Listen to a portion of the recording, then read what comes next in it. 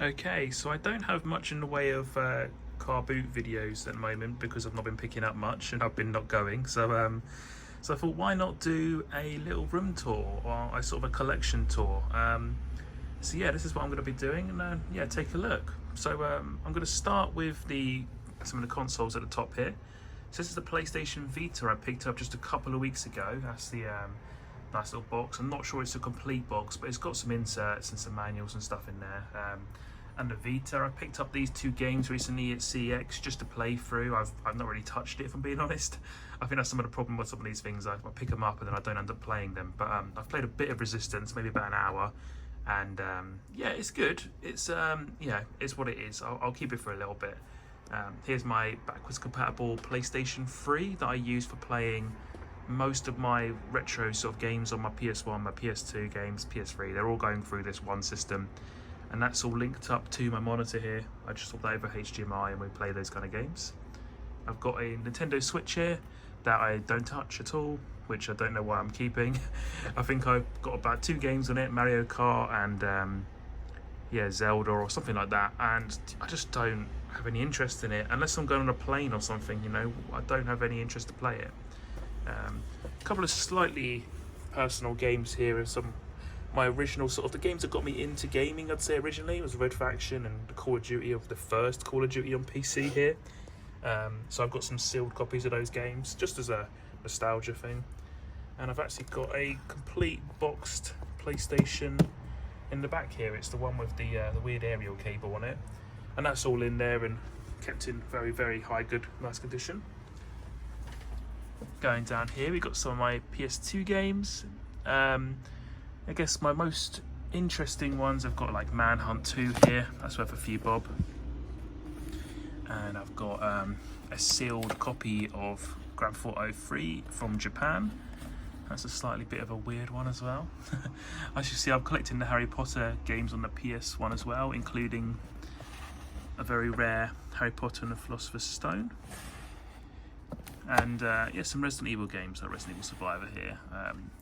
Personal favourite is going to be Time Splitters 3, which I can't see at the moment. It is here somewhere. Time Splitters 1 there. Oh, and Motorstorm Edge, that's quite an odd one as well. That was a PSP game that got ported to the PS2 later on. It comes in an orange box. It's a little bit peculiar. Here is my PlayStation 1 collection. It's not the biggest. See, you've got all the Resident Evil games down here, including the Director's Cut, Parasite Eve, the Fear Effect games, Metal Gear Solid. You know, all the goodies really. Hulks of War, very good game. Dino Crisis. I need to pick up Dino Crisis 2 at the moment. That's something I haven't gotten around to.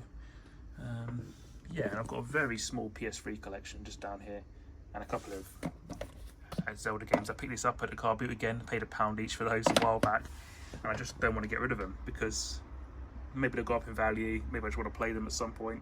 I'll never get them that cheap again, that's for sure. Yeah, and here is my Game Boy collection. So I spent pretty much all of last year trying to collect all these. They come from various places. Some, for example, like this Pokemon Red, I bought this box only on eBay for about 40 quid, which was a very good deal at the time. And then I bought the manual separately and yeah, put it all together in a nice box protector, which keeps it all looking really good. Most difficult was definitely Pokemon Puzzle Challenge. That was a hard one to get hold of. They're not in stock in CEX ever, and on eBay they seem to have very rare and very high prices on them, especially for a good condition one, and that one is a pretty decent good condition. This is by Pokemon Crystal, that came from CEX. I feel I could break it down about half, you know, CEX, CEX, CEX, CEX, eBay, Facebook Marketplace, Pokemon Gold. I got a really good deal on that. The guy had the American copy and the UK copy and seemed to think the US copy was valueless, so I got them both for 110 quid. Quickly sold the US version on eBay and got about 80 quid for it, shipped it off to the US, so I paid very little for this one. Yeah, it's in very good condition as well. And it's one of my personal favourite Pokemon games. Yes, lovely condition. No real marks on it at all. Same with the Pokemon Sapphire, actually. It's pretty mint. Yeah, a couple of them are a little bit tattier. You know, obviously the original Game Boy ones, they're just older. They're a bit more tired, you know, so they've got a little bit more wear and tear on them. But generally speaking, they're all pretty good condition. And in the back here, I've got a original Game Boy with Tetris. That's all in there and in really nice condition, kept in a box protector. And I've also got a white Game Boy there that's in there as well. Not in a box protector for some reason. I need to buy a box protector for that. So yeah, that's a very brief look at my Game Boy collection. I've got an SP there as well. I have got a couple of other Game Boy games just down here, but there's low value. And a few other little bits and bobs in here.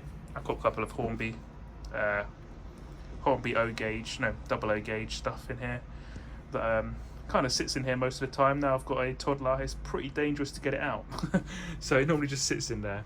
This is a copy of Castlevania that I'm currently sort of rebuilding. I bought the box from eBay for £5, and I've bought the game from CX that's coming soon. So I'm going to put it all together, find a manual, and then I'll have a complete version of Castlevania for very little money, maybe £15 to £20 total invested. A couple of the Warriors things, I'm a bit of a fan of the Warriors, so yeah, got a little bit of a collection of that going on there as well. Yeah, I'll show you my modern gaming collection next. Yeah, so ready? Here's my modern gaming collection. A copy of Hogwarts Legacy that I'm borrowing from my brother. That is the entire physical collection. That's the problem with modern gaming. It's so much easier and cheaper just to buy it on the store.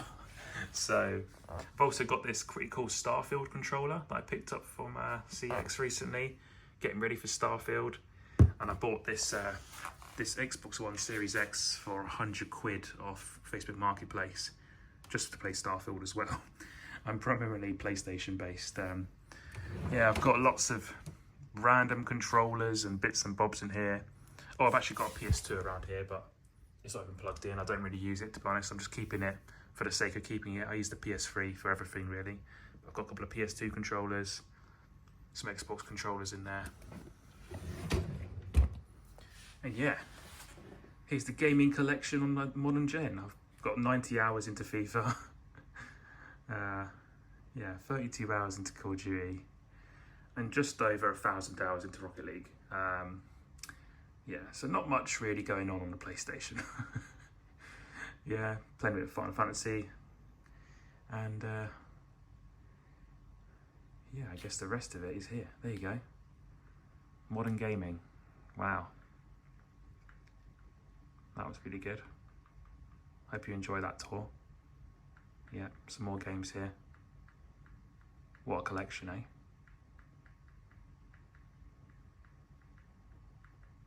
I've played about 10% of these games.